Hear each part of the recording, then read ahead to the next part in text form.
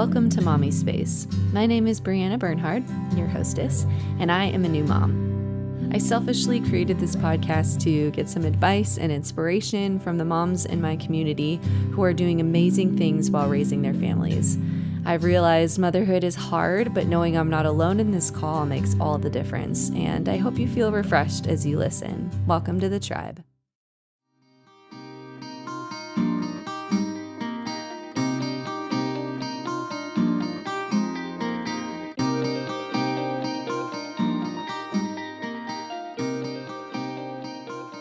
Welcome back to Mommispace. Today is a very happy day because I have my Nana, Nash Lund, on the show. Welcome to Mommispace. Wow, thank you. This is really exciting, and I enjoy watching you do this. I think it's a wonderful service to moms. I do. Thank you, Nana. This is kind of a long time coming. I should have had you on way earlier, but I'm excited to talk to you about your journey into motherhood and then into nanahood and now great nanahood. I don't have any like specific, I have some good questions to ask you, I think, but it's going to be kind of free form, which I'm Yeah. excited about. But to start, you can go ahead and share who you are, what you do, where you're living, and then we Okay. can go Okay. into the motherhood journey stuff. Yes. Okay. Well, I live in Lincoln, California, above Sacramento a little bit, with my husband, Merlin Lund. And he's a wonderful guy, and we are very blessed, very, very blessed. I was a full-time mom for the first 20 years of my mothering, and then I went back to school. Actually, before that, I did women's ministries at our church for 5 years in Salem, Oregon. And then I went back to school because I realized I wanted to. That job showed me that. And so I finished college, and then I went to graduate school, and I am a licensed marriage and family therapist and have been for the last 20 years.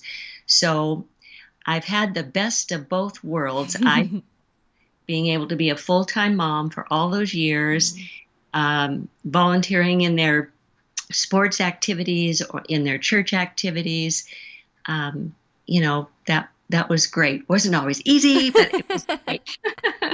Especially when we lived in Oregon and there were muddy soccer fields, and Oh, have to be out there, serving the juice and the sliced oranges and different oh things to man. muddy little kids. But um, so I did a lot of volunteering when they were small, when the kids were small. And I have three kids, four grandkids, and now you have bequeathed me with Bobby, who is almost a year old, my first great grandbaby. Yay!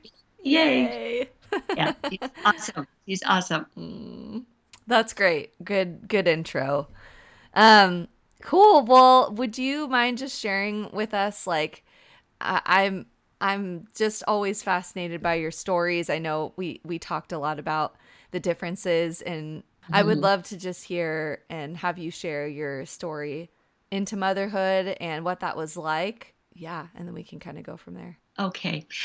I think I was really fortunate because when I was 10 years old, my mom had a baby, Stephen. And I got to love on him almost like he was mine in many Mm. ways.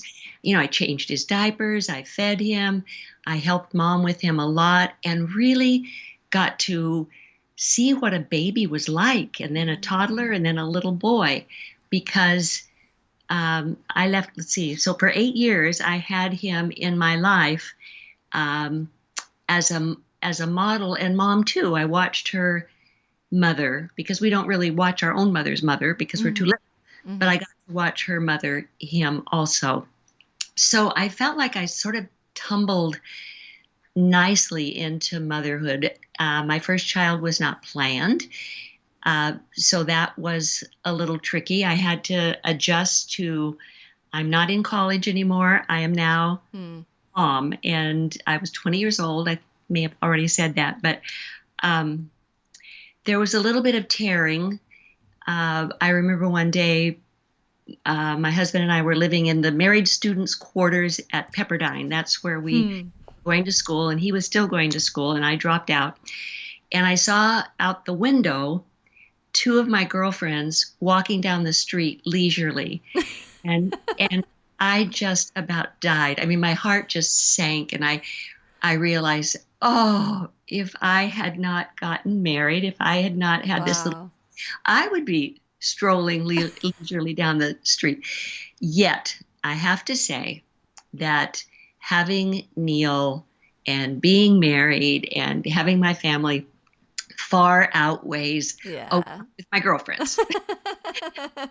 And another thing that a lot of times when you're in the middle of mothering, you don't realize that someday you won't be. Hmm. And you have many more years Hmm. to enjoy leisurely walks with girlfriends or whatever. You will have time again. But when you're in the middle of it, those 20 years or more, when you're mothering, you you just have some hard days when you Yeah. think, ay, ay, ay, does this go on forever? But I love this baby Neil so much. In fact, I remember when he was very little, I had this intense feeling, and I thought, what is that? This strong emotion. And I realized that it was mother love. It Hmm. was mother love. I'd never felt it, of course, I'd never been a mother, but it was different than the way I loved my husband. It was Hmm. different than I loved anybody else. It was a mother love. And it was so intense and it makes me think of how God loves us. He Hmm. loves us with that kind, like we are his child. Yeah. He loves us that much. It's not like a spouse. It's not, Right. anyway, it's so deep. And another story that I'll tell you about Yeah. realizing that I had changed and this mother instinct was awakened. Hmm. It's like dormant in us. Hmm. And I think majority of women have that mother instinct. But Yeah. at the time Neil was born, my firstborn, um, seat belts had been invented, but they were not a law. You didn't have to wear them. So I didn't usually wear mine. The minute I got him in my arms coming home from the hospital, I fastened that seatbelt. Wow. And I thought, well, that's interesting. But I was in charge. I needed to protect Hmm. this little person. Wow. And so I always Yeah. since that day have worn my seatbelt. But that that was an outward sign Wow. of this mother thing that spontaneously came to the forefront. So that Wow. was interesting. Yeah. Wow. That's so crazy. I know. I remember you sharing stories about, that wasn't a requirement having to wear seatbelts and, Right. moms would often, nurse in the back of the car or whatever. Yes. Man, Yes. that would Yeah. be so nice nowadays. But I guess it's fair that we have different rules Yes. now. But Yeah. wow. Wow. So then you, so then you had two more kiddos. I This, did. the I second did. was my mama. That's right. Tiffany Yes. came and the two oldest kids were together, and then Tim came later, and we called him the caboose. And so for a long time, I just had two children, and that was that was great. It was Hmm. fun. They were close, and you know what? I don't know why, the grace of God, but they did not fight very much. They were sweet to each other, Hmm. and I know that's not always the way. Yeah. Um, and certainly wasn't that way every day. But Yeah. overall, they were good to each other, and Hmm. I felt like I was very blessed because I Hmm. even had mothers come to me and say, "How come your kids aren't doing this?" And I said, "I don't know. I don't know." I don't know. Because I certainly fought with my siblings Yeah, yeah, same. and I didn't know I get remember mom being like, you guys need to be sweet to each other." And for some reason my brother and I just had, moments. We're close now obviously, but yeah, she always talks so fondly about like her childhood days and being so close with my yeah. uncle Neil, that which I think is so precious, and it is a gift. That is It so is a sweet. gift. It is a gift. Mm. One thing I learned. I heard when your kids are little, like toddlers, they are sort of around your legs. Mhm. And you try to do things in the kitchen, this and that, or wherever you are. But someone told me early on, if you pay attention to your little one early in the morning, it satisfies something in them, and then they're not going to be fawning for you all day long. And Wow. I know, isn't that good? Yes, it's so good. Yeah, yeah. So kind of give them what they're needing, and then they're more satisfied to go play with their own toys and do their own thing. Hmm. But if we, my tendency is to get my work done first and then Right. play and Yeah, then play. totally. So it was not That's what my natural self wanted to do, but I wow. did it because somebody had told me that. So I'm passing that on. Yeah, that's actually really good. I think I needed to hear that because I am more of a morning person and feel, you hear like you're most productive between Yes, the hours of whatever. So I'm like, when I was working, okay, I need to get the majority of my stuff done and then I can relax. right. But the priority has shifted significantly. But that Yes. totally makes sense. I think I've actually experienced that with Bobby Uh, in some moments. Like if I'm fully present in the early morning, even though it's sacrifice, yes. she's Yes. good to like be in her playpen or whatever afterwards or Yes. later. That's interesting. Yeah. Yeah. Good little tip there. I Yeah. will take that to heart. Yes. Yes. It Wow. helped me. It helped me. Yeah. Yeah. So, so what was it like then having that gap between mom and Neil to your youngest, Tim? It was, I kind of thought since we were having Tim, that we might end up having four, so two and two, Okay. but that didn't happen, and it was okay.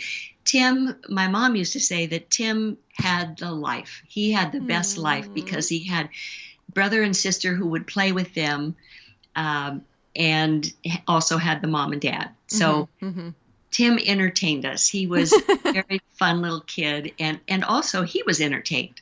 He Mm. was entertained. He loved uh, having we lived in a neighborhood where there were kids living on each side of us, and the street where the kids could play out front, if you can imagine. Mm. Yeah, Mm-hmm. they'd play ball, and he got to know their friends and enjoy their friends. So um, having that space was great. Mm. Was great. There are lots of ways to do it. That's so nice. Yeah. Yeah, Wow. yeah, lots of ways. Yeah. Now, would you mind sharing just like what, because you went back to school later, like you had mentioned, Right. and I've always been really inspired by that, and by how you, I mean, obviously having Neil was a surprise, but you still chose to put school aside and all Oh of yeah. that. Mm. But I would love if you could share kind of your process and journey after motherhood kind of was closing that chapter, what Mm-hmm. that transition was like, what were some of your feelings, and I don't know, what was your process there? Mm-hmm. I had such a drive. I think because I had waited a long time, and I did want to go back to school, and probably the last 5 years before I went back to school, that was building in me. Hmm. And we didn't have very much money, and I thought, how am I going to do this? But somehow I did. And all I can tell you is that an energy came. I think maybe part of it was that I'd waited. Hmm. An energy came, and I just went for it. Wow. And I loved it. And it was different from first being in college, because when you're first in college, you're doing all these classes that you have to take. But now I was getting to study what I was interested in, which was Mm-hmm. behavior. Hmm. I wanted to understand why we do the things that we do. Yeah. And even in scripture, the thing I love so much is to look at how Jesus treated people. Mm. How did he interact with different ones? And there's a verse that I just love, um, where it says, Jesus looked at him Mm. and loved him. Mm. In fact, it even says he beheld him. Wow. I thought, well, now what does that mean? So I looked up behold, because, you say the word, you see the Mm-hmm. word, but it means to gaze intently. So Wow. Jesus treated people that way. Wow. He beheld them, he took them into his viewing, and Mm. looked in it, almost like he looked inside them, Wow. but didn't just look, but then he loved them. He loved them. So Wow. studying scripture a lot, which I have done and loved, that's what I look for. I look for Mm. how the characters treat each other. So that's my, somebody else might look for something Yeah. different, Yeah. of course. But that's what my interest was. So going back to school, doing the homework, writing the papers, that was the hardest part. But writing the papers, all of that, uh, it was hard work, but it was very, very worth it. It Wow. was very, very worth it. Yes. Yeah. And it gave me a means. It gave me a means to have some money. Yeah. I Yeah, had totally. before. Yeah. So Wow. that was a nice thing too. For sure. Is there some kind of advice you would give to maybe there's a young mom? Well, I'll just even take myself because I haven't finished college. Hmm. And I remember thinking, well, and I chose not to. I had some time in between, before I got married, but I chose to do ministry school and some other things. But um is there like advice you would give a young mom or even me like in this stage of uh I mean, I'd love for you even to share what you shared with me. You're just down here visiting and wrote out this graph that was really Yeah. cool to see. Well, let's say we have 80 or 90 years of life. Okay. Hmm. And when we first have children, probably in our 20s, some people wait until their 30s, but so that takes another couple chunks out of another couple decades. Sure. And after those decades, like when I went back to school, I was in my late 40s. And by the time I finished, I was 50. Hmm. And my girlfriends, in fact, at the time said, "What are you doing this for? 50 years old when you finish." And, and it didn't matter. It didn't matter. Even if I only did it for 10 years, it would be worth it. But what I realized, that what I shared with you, was there are still decades after 50. Hmm. There's the 50s and there's the 60s and then there's 70s. And Hmm. who knows, I may be seeing clients as a therapist in, up till 80. Totally. I might be doing that because you can. Yeah. And what's nice about this career is that as we get older, we are more valuable. Mm. Not, Hmm. in other words, Hmm. as a young therapist, if you're 25 and you're a therapist, nobody wants to go to you. No. You haven't lived.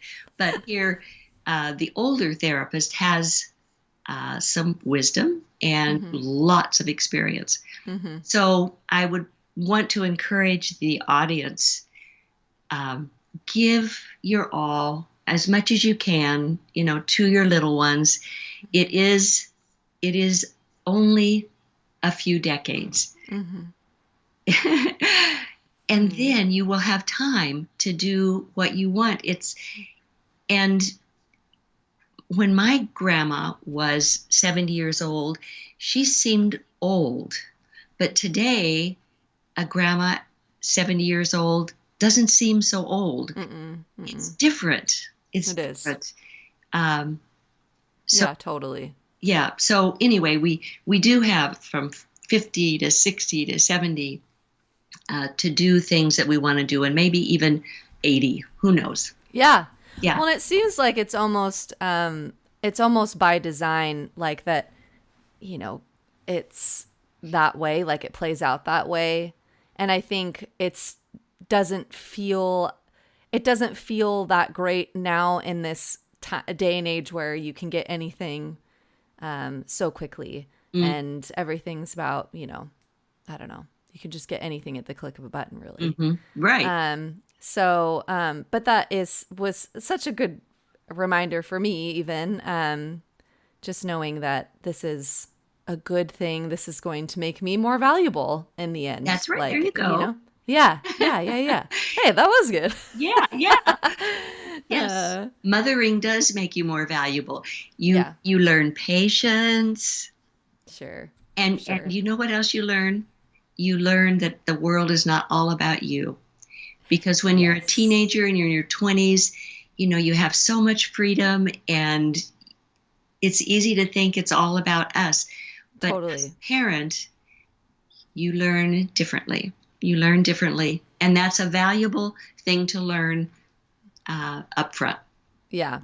I do want to note that I know that that is the majority, like that is very true, and I'm more saying this just because I had a conversation with Melissa, my dearest friend who does not Yes. want to become a mom. I Okay. think there are exceptions, like that you can still be. I'm just saying this for the Yeah. women out there who there are exceptions, because I know that there are moms who there is still a choice of having to Absolutely. lay your life down and be Yes. submitted to the season you're in. But for the most part, yeah, I would say that having a kid will help you grow up and out There, and there are lots of ways to grow. Getting yes, married is a way yes, to yes, grow. But there are absolutely, lots of ways to grow. yes, But for a mom, that yeah, definitely it happens. You yes, cannot be selfish and be a mom. yeah. That's so good.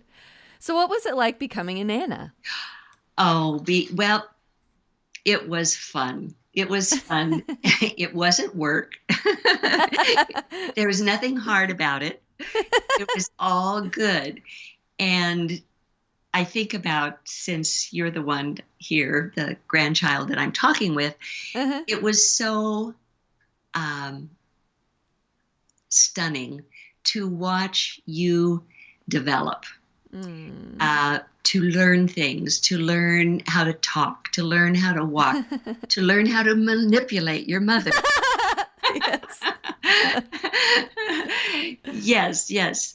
Uh, Oh. for instance, you would say to her, you would hold up one finger. I remember it. I can see the picture of it. You were on the Mm. stairs.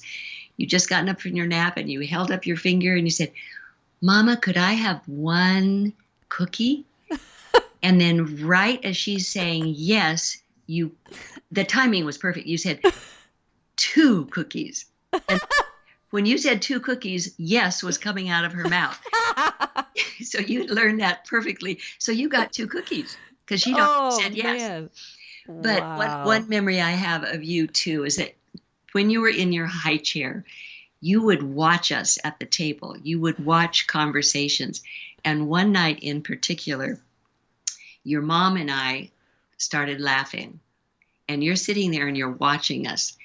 And we started laughing a lot. And we always called it when you would get the giggles. And we started giggling. And Yeah. you were just watching us. And that made it even funnier. But you were so captivated. What is this noise? Uh-huh.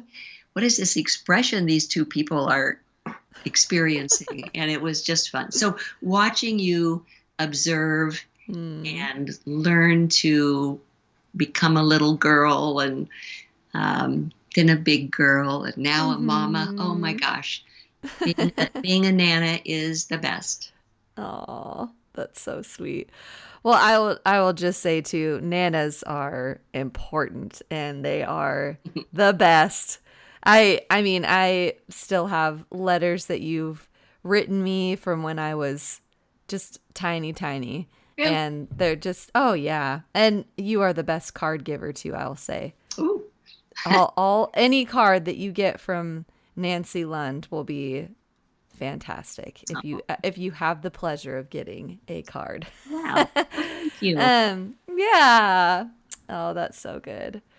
Well, do you have some I don't know, you've already given a ton of advice. I'm trying to think of some other things I can ask you. Do you have any other stories you think about that come up with motherhood, or even just your life now, and kind of your process of Hmm.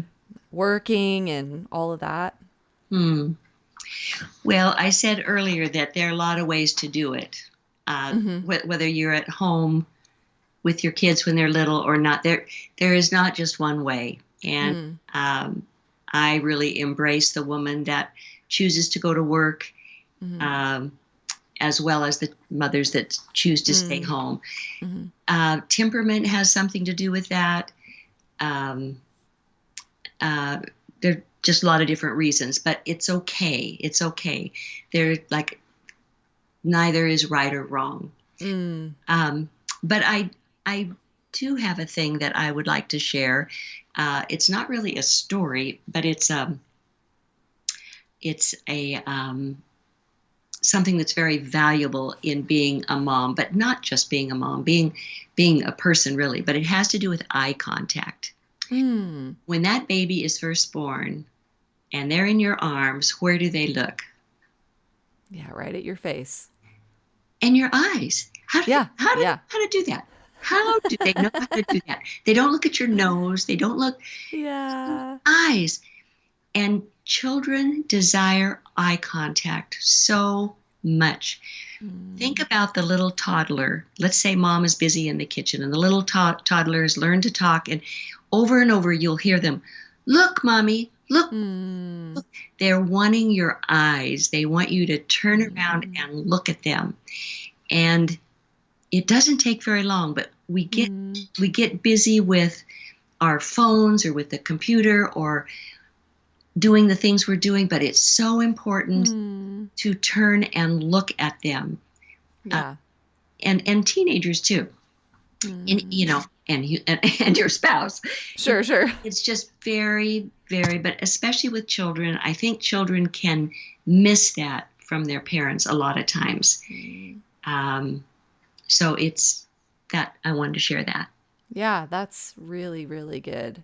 You're right, especially now. There's so many distractions. It's even more, it's not necessarily more valuable, but it certainly goes a long way, I would think, It does. nowadays. Yeah. It does. Yeah.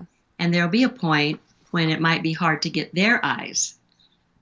Right, right. And Yeah, I mean, even when you said, like, even as a teenager, they still need it, it made me think of a story when I was very stubborn and, in junior high or something, and mom came over and gave me a hug, and I was pushing her away.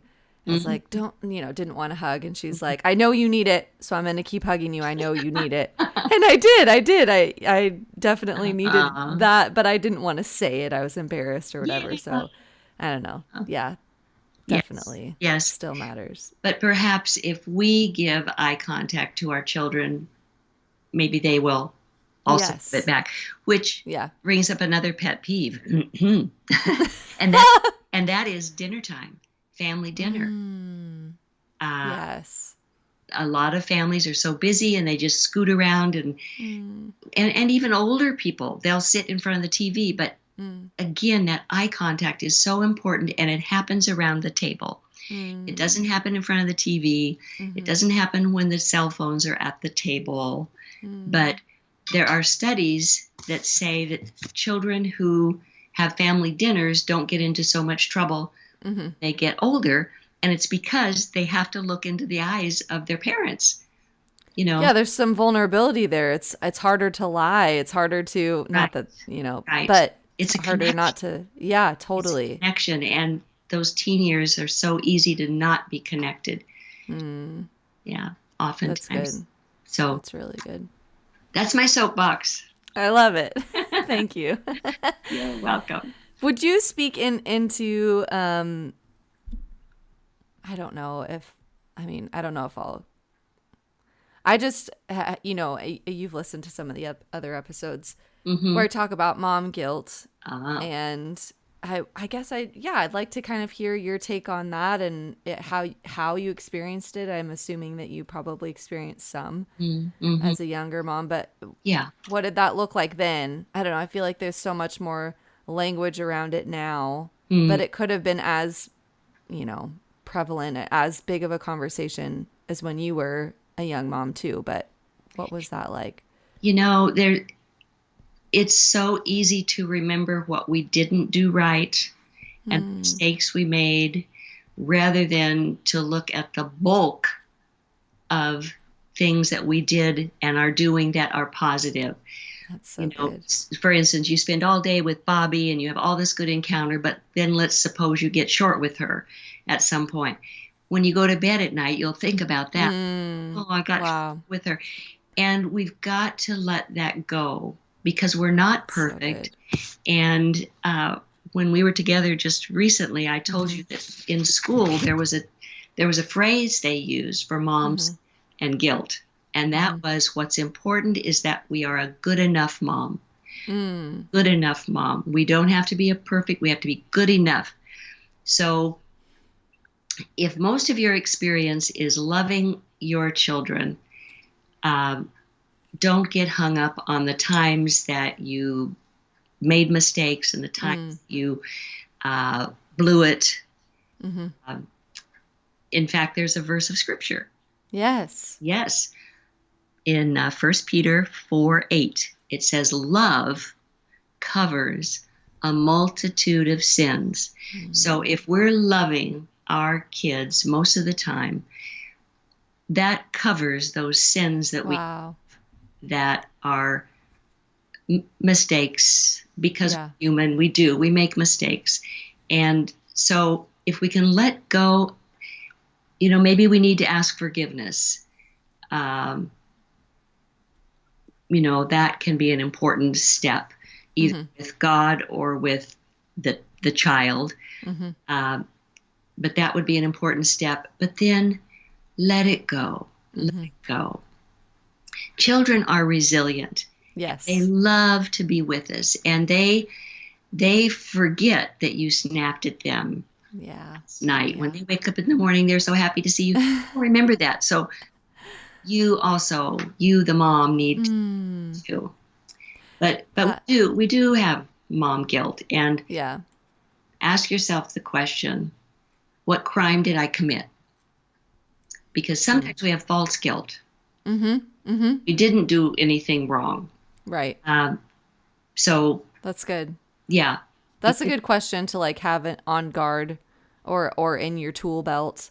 Yes. What crime did I commit? Well, see, nothing. I kind of snapped at her, but I didn't break the law. And I'm still a good enough mom.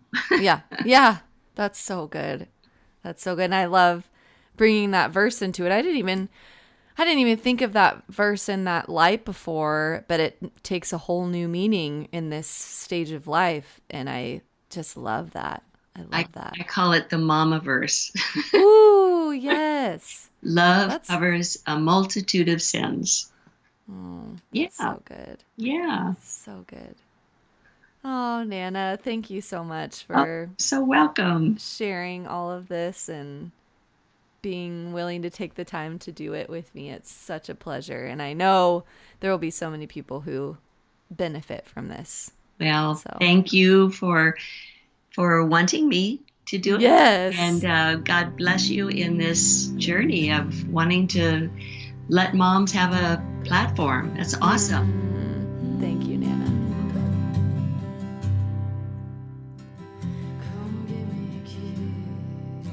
Thank you so much for tuning into this week's episode. I hope you enjoyed it. It was such a pleasure to have you listen in. If you'd like more information about this guest and other guests, you can check that out on Facebook and Instagram at Mommispace. And you can also email me at mommispace@gmail.com if you want more details or have any questions or would just like to get in touch. I'm always looking for new connections. Also, it would mean so much if you could leave us either a rating or review or both on iTunes. This just gets the word out about the show. It's a way that we can get more connected with more mamas out there. And it really helps me out as I am doing this on my own. And sometimes I just need a little lift up, y'all. It's good to hear from you that way. Thank you so much again for tuning in. I hope you have an amazing week. Remember, you are loved, you are enough, and you are doing your very best. See you next week, Mama.